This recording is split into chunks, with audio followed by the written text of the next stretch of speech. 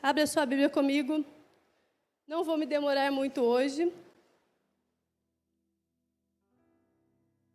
Em Lucas 22. Quando você vai abrindo, eu quero fazer uma breve introdução. No domingo antecedente que eu preguei, eu falei sobre a beleza da maturidade. Para você compreender o que é ser maduro, você tem que entender que ela é bela. A maturidade, ela é bela. Ela é muito bonita e ela tem suas belezas. E eu disse que maturidade tem a ver com plenitude. E ser pleno é conhecer Jesus Cristo, porque Ele é a abundância. Então, ser maduro é conhecer a Cristo. E eu parei aí com vocês. Porém, existe um processo da maturidade que você passa quando você conhece Cristo, que é você se tornar tudo aquilo que ela resplandece para você em beleza. A beleza da maturidade é conhecer a Cristo. Mas na caminhada com Cristo, a maturidade ela te leva a níveis mais profundos de conhecimento da glória do Senhor. Queridos, nós temos falado tanto em ser voz, nós temos falado tanto em que você foi chamado a ser rei, que você foi chamado a ser sacerdote, que você foi chamado a ser intercessor, que você foi chamado a ser profeta nesta geração, que você foi chamado a ser sacerdote. Só que existe um tempo para essas coisas acontecerem. E para que você cumpra a sua caminhada de discípulo, de conhecido de Deus, de exercício de um ministério, de uma chamada, assim como eu falei no culto ao qual eu ministrei sobre maturidade, que Davi, ele exerceu um ministério por 40 anos, e ele foi rico, ele foi conhecido, e ele foi conhecido pela sua maturidade, não pelas guerras que ele venceu, porque senão ele já teria matado Saul. Ele poderia matar Saul quando ele quisesse, mas ele desenvolveu algo na maturidade. E hoje eu quero levar você, igreja, que é discípula de Cristo, a um contexto ao qual o Senhor Jesus exorta-nos. Numa exortação que nos faz olhar para Deus, olhar para aquilo que Ele é e não para aquilo que nós somos ou estamos fazendo. Lucas capítulo 22, verso 28. Eu vou ler só 2 versículos, mas eu vou dar contexto para vocês, para não tomar tempo na leitura. E quero incentivá-los a ler a Bíblia em suas casas. Leia Lucas 21, 22 e 23, para você ter maior compreensão e maiores revelações daquilo que Deus está falando para nós, como comunidade evangélica Filadélfia em Alfenas. Lucas 22, verso 28 e 29. E vós sois o que tendes permanecido comigo, mas nas minhas tentações, e eu vos destino o reino como meu Pai me destinou. Vamos parar para aí. Aqui, Jesus, eu vou contextualizar vocês. Nesse breve versículo que eu li, ele está assentado na mesa. Ele está batendo uma conversa bem legal com os discípulos, e eu acho tão incrível isso, porque logo após isso, Jesus passaria o maior sofrimento. Ele se entregaria à cruz do Calvário por amor daqueles discípulos e por toda a humanidade. E de verdade, gente, Jesus não está sendo fingido nessa mesa. Jesus, ele não está em momento algum simulando uma alegria falsa. Ele estava vivendo intensamente a alegria de sentar à mesa com os discípulos. E Jesus, ele senta à mesa com os discípulos dentro de uma casa, e eu gosto de pensar assim, naquele tempo as casas, elas eram bem aconchegantes, sabe? Aquelas casas de tetinho baixo, de mesa baixa, que senta a quantidade de gente, a gente fica pertinho e apertadinho. Ali Jesus senta com os 12, e eles ocupam todos os lugares da mesa. E Jesus começa a falar de algo que a gente chama de última ceia. E ele ceia com os discípulos. E ele conta coisas e fala coisas que acontecerão. E ele passa instruções importantes. E Jesus, naquele instante momento, ele parte o pão diante dos discípulos. E eu imagino que esse partir do pão deve ter sido algo muito incrível. Porque se para nós na Santa Ceia é algo que nos deixa extremamente emocionado, lembrarmos desse memorial, imagina para os discípulos que estavam ali com ele, que falava de si mesmo e contava a respeito daquilo que ele estaria fazendo, que para mim e para você a compreensão é muito clara. Ele foi partido por nós. O sangue dele foi vertido por nós. Para nós é muito fácil ouvir isso, mas para esses discípulos aqui não era uma boa aceitação. Porém, o partir do pão toca as estruturas daqueles discípulos e eles têm uma nova revelação de Cristo. Nós precisamos sentar à mesa com Cristo e desfrutarmos das suas novas revelações a cada domingo, a cada quinta, mas todos os dias da nossa casa. Nós precisamos sentar à mesa com a nossa família e batermos papos de coisas sérias. Sentarmos à mesa e partirmos o pão, falando a respeito de coisas importantes. Jesus, ele fala, alguém vai me trair. Olha que coisa importante de ser falado numa mesa. Porque neste momento, não importa quem está sentado à mesa. E olha, mãe, pai, eu vou dizer uma coisa para vocês. Eu sou mãe também. Às vezes nós vamos criar os nossos filhos dentro da casa do Senhor e vamos nos esforçar muito, ensinando eles sobre aquilo que nós já tivemos de revelação sobre Deus, e vamos ensiná-los o caminho, e vamos mostrar o que deve ser feito, mas em muitos momentos eles vão nos trair. Mas Jesus, ele senta à mesa, não fingindo um sentimento. Jesus, ele ensina eu e você a ter domínio próprio, a ter mansidão, a ter temperança, a ter controle, mesmo sabendo que daquela conversa em diante as coisas ficariam bem terríveis. Bem terríveis. Jesus, ele nos ensina algo poderoso chamado maturidade. Pessoas maduras, elas resolvem os seus problemas sem muitas confusões. Elas sabem que estão sendo traídas. Elas sabem que estão passando por um período, nós temos consciência. Jesus tinha consciência do que iria acontecer depois. Mas ele de modo nenhum chegou a apontar o dedo, falou, você vai fazer isso, você vai fazer aquilo outro. Não.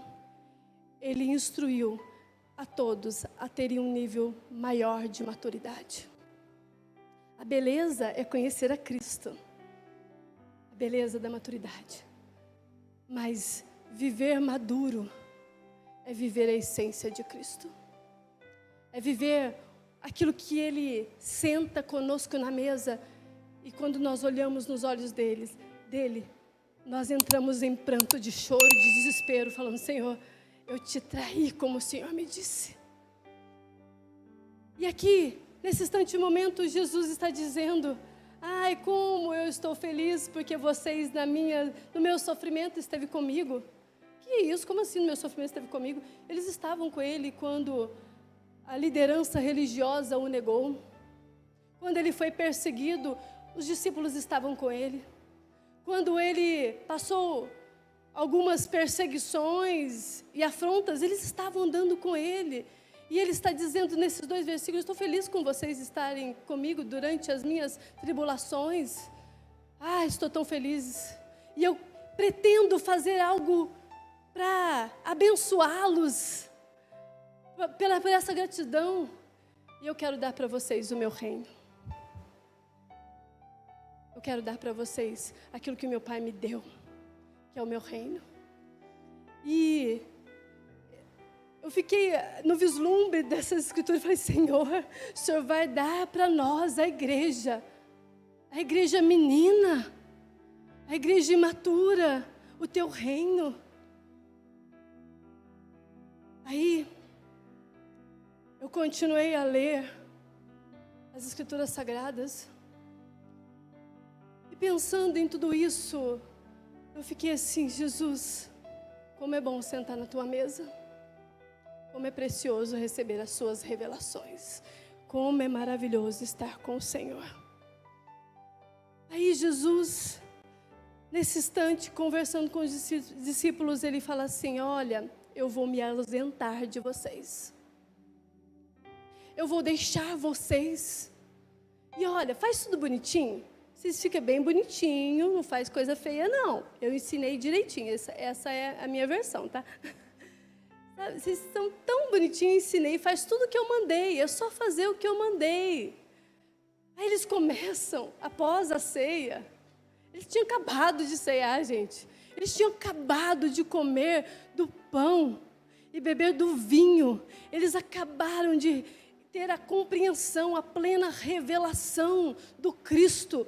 E aí eles começam a brigar. Eles começam uma discussão, mas o negócio foi feio. Foi um quebra-pau. É quando você ouve aquelas brigas terríveis. Foi feio o negócio. Quem é o maior? Você é o maior, eu sou o maior. Não, você é o maior, eu sou o maior. Por quê? Queridos, quando nós nos atentamos que estamos na ausência do Cristo, nós queremos colocar algo no lugar dele. Alguém no lugar de Jesus. Quem vai nos liderar agora? Se Jesus não vai estar conosco, quem vai nos liderar?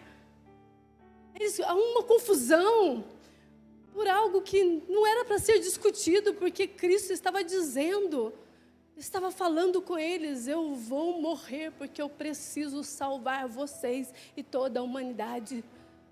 Aí, os discípulos, ainda imaturos, crianças, discutem por uma coisa que não deve ser discutida. Igreja, é uma coisa tão séria a maturidade, é uma coisa tão séria. Nós deveríamos pensar mais sobre isso, deveríamos falar mais sobre isso. E agora, eles estão lá naquela briga. E Jesus, Ele não chega lá falando assim: vamos parar com essa palhaçada, não. Ele chega até eles e educadamente fala assim: olha, o maior servirá ao menor, o menor servirá ao maior. Aí vira aquela... Ou seja, vocês precisam ser maduros para viver aquilo que...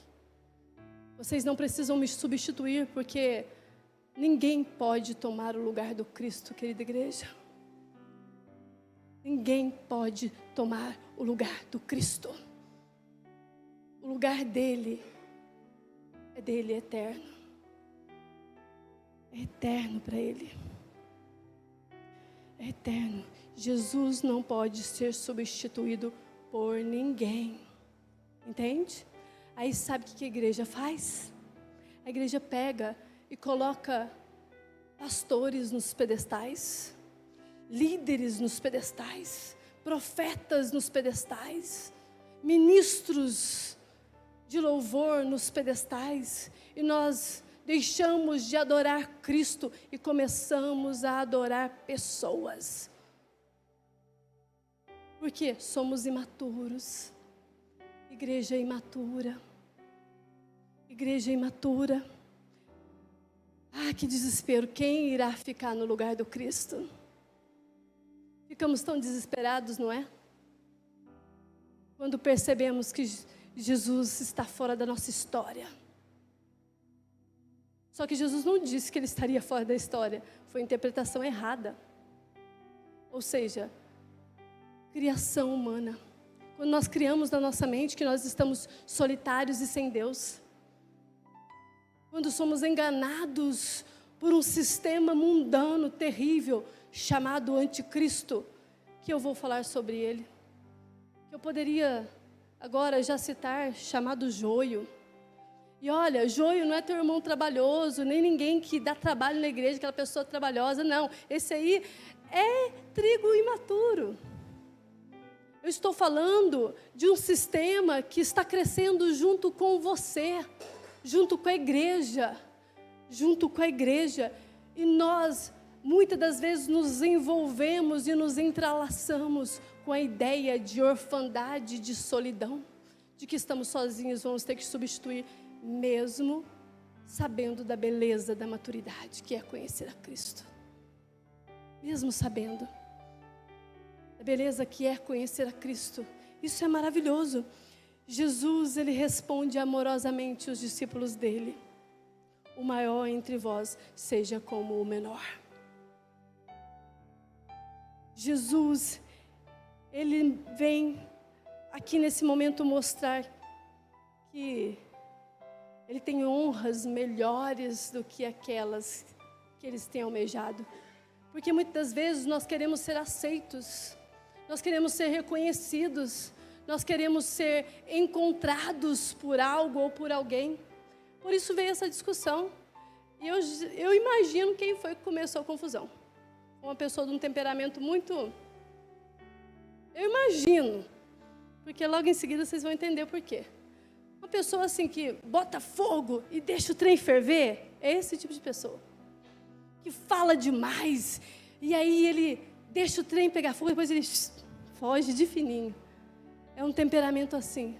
Não foi uma pessoa mais inclinada ao coração de Jesus, uma pessoa mais centrada, que fica ruminando as coisas. Não era esse tipo de pessoa que ficava ruminando o que falar. Foi alguém que atirou o fogo e deixou todo mundo ferver. E agora aqui, Jesus, ele está dizendo, olha, por que vocês querem substituir a minha presença com pessoas? Vocês acham que são bons demais?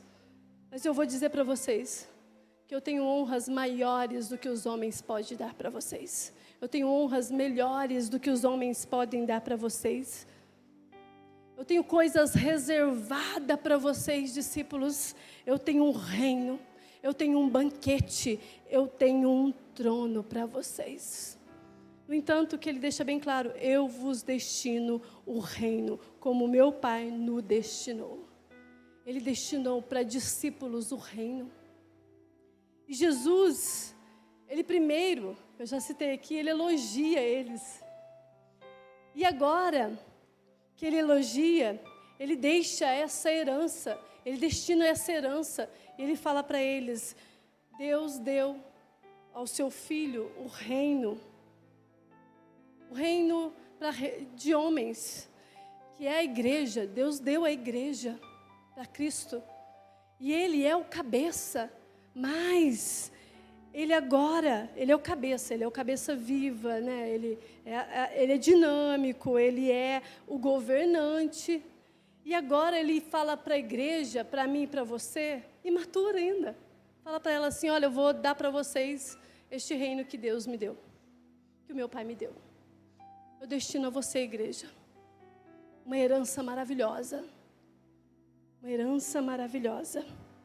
Para que possam aproveitar dos consolos do Espírito Santo. Para que vocês possam assentar em tronos. Para que vocês possam governar. E esta honra está reservada a você, igreja. Esta honra está reservada a você, igreja. Só que ainda imaturos. Quando nós caminhamos as Escrituras Sagradas, Jesus ele deixou várias parábolas, e uma delas está em Mateus capítulo 13, sobre o joio e o trigo. Lá fala que o dono de uma terra, que o senhor de uma terra, ele contrata trabalhadores para semear a boa semente. E esses trabalhadores, no meio do cansaço, eles dormem, plantando o trigo pela manhã. E durante a noite veio Satanás, o inimigo, e semeou joio no meio do trigo. E aí, eles acordam e percebem que está crescendo o joio e o trigo juntos, mesmo sendo plantados em horários diferentes, eles crescem juntos. Sabe por que eles crescem juntos? Porque trigo tem peso dentro dele. Ele tem um processo mais demorado para crescer. Mas joio, ele é vazio dentro dele, ele cresce mais rápido. Ele cresce junto com o trigo. O sistema do anticristo, ele cresce juntamente com a igreja. Só que a igreja, ela tem um peso dentro dela. Porque joio, ele é seco, ele é palha. Ele não produz fruto. O que diferencia o joio do trigo é o que o trigo produz. E o trigo produz fruto.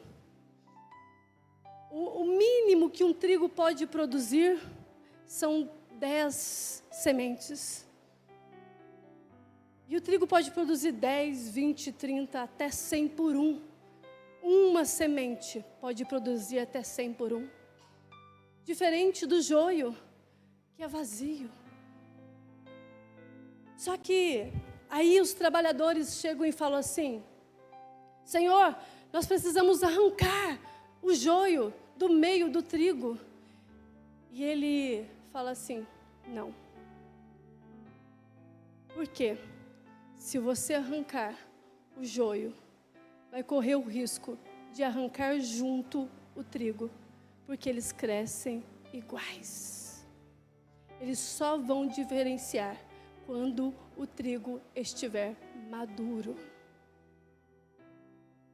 Eles só vão ser reconhecidos quando o trigo estiver maduro, quando ele produzir o fruto.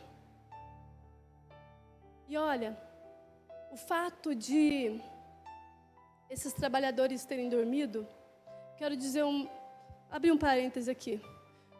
Você não tem o controle de tudo, viu?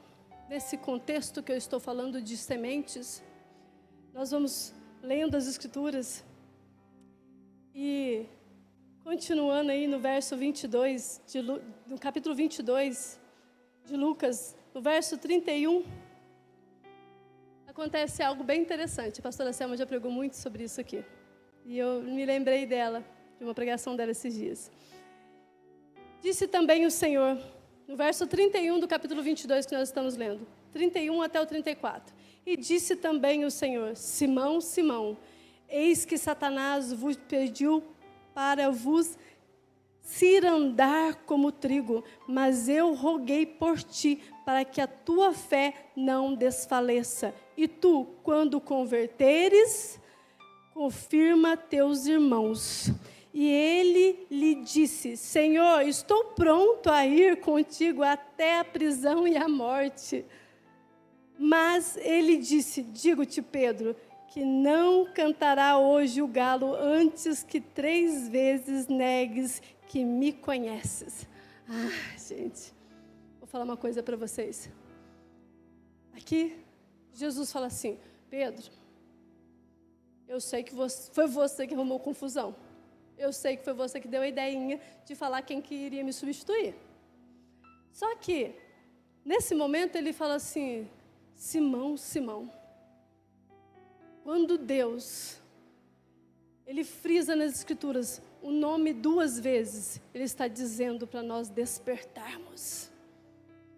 Ou seja, desperta, desperta. Escuta o que eu estou falando, igreja. Escuta o que o Espírito está dizendo para a igreja nesses últimos dias. Desperta, desperta. Aí ele fala assim: Simão, Simão, eis que Satanás vos pediu para passar na peneira, para cirandar como trigo. E aqui ele fala assim: não, tudo bem, Satanás me pediu, estou de boa. Isso aí já era esperado, já esperava. Eu estou parafraseando, tá? Estou pondo a minha versão, que eu vou lendo lá ele e vou vendo eu. Estou de boa. Não, mas eu roguei, tipo, sabia que o Senhor ia rogar a minha. O Senhor é maravilhoso, o Senhor roga por mim. Porque o Senhor é o meu intercessor, meu sumo sacerdote. Ai, Jesus, o Senhor é maravilhoso. E aí, Jesus fala para ele assim, porém, você ainda não é convertido. Você não se converteu. Você participa da minha mesa. Você participa do meu corpo, do meu sangue. Você faz parte da igreja. Mas você não se converteu, Pedro.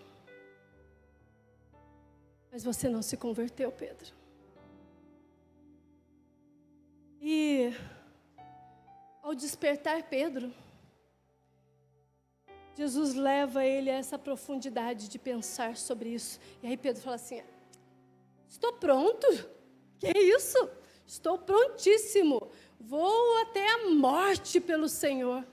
Aí Jesus rasga mais um pouquinho e fala, sinto muito, mas você vai me negar.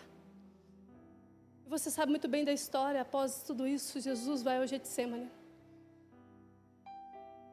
Jesus, ele passa por um fenômeno incrível ali, de tanto sofrimento, porque o meu pecado, o pecado de Pedro, de toda a humanidade, estava sobre Cristo Jesus. Naquele momento, ele bebe do cálice, e da pele de Jesus não sai suor, mas gotas de sangue. E aí, ele é entregue, conforme ele disse à mesa, por um traidor. Judas o trai com um beijo. E ele é entregue aos soldados romanos. E sabe o que Pedro faz? Na sua inconstância, na sua imaturidade, na sua infantilidade, ele corta a orelha de um soldado. Aí Jesus só olha nele. Eu sabia, Pedro. E ele retorna a orelha do soldado. E aí, com medinho, Pedro sai correndo, desesperado. Pelo que Cristo já havia falado com ele, imaturidade. E aí ele nega Cristo uma, ele nega Cristo duas. E quando ele olha Cristo nos olhos, quando ele nega novamente ele entra em pânico de choro, em reconhecimento de quão imaturo ele ainda é.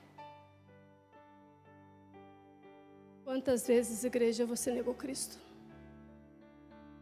Quantas vezes, igreja, você que foi destinada a reinar, cometeu loucuras de cortar orelhas de outros? Quantas vezes nós, como igreja, fizemos da história bíblica como algo que nós não acreditássemos, como algo que nós não vivemos, por conta da nossa imaturidade, por conta da nossa imaturidade. E agora aqui, Jesus, ele fala assim para Pedro, voltando à história, onde nós paramos. Satanás mandou te peneirar, porém eu intercedi ao Pai por você. E Pedro, você é bom. Não é que você não é bom. Você é bom, mas ainda não é tempo de você fazer. Pedro, você vai ser o maior pregador da história. Pedro, você vai lançar os fundamentos da igreja. Pedro, você vai ser o líder da igreja. Pedro, você vai ser aquele que a tua sombra vai curar pessoas. Pedro, você é bom, mas a hora ainda não é agora, Pedro. Você não está entendendo, Pedro. Você ainda não está pronto. Deus sabe, igreja, a teu respeito. Deus sabe sobre você. Sabe por que eu falo sobre isso? Porque o trigo, quando ele é passado na peneira, ele precisa estar maduro. Porque quando ele está crescendo, ele cresce juntamente com o joio, ali conforme na parábola, e eu vou continuar usando essa parábola. Ele está crescendo junto com o joio, e o que diferencia é o fruto. Mas se o fruto, junto com o joio, for arrancado antes do tempo, ele vai estar com o seu fruto colado na casca.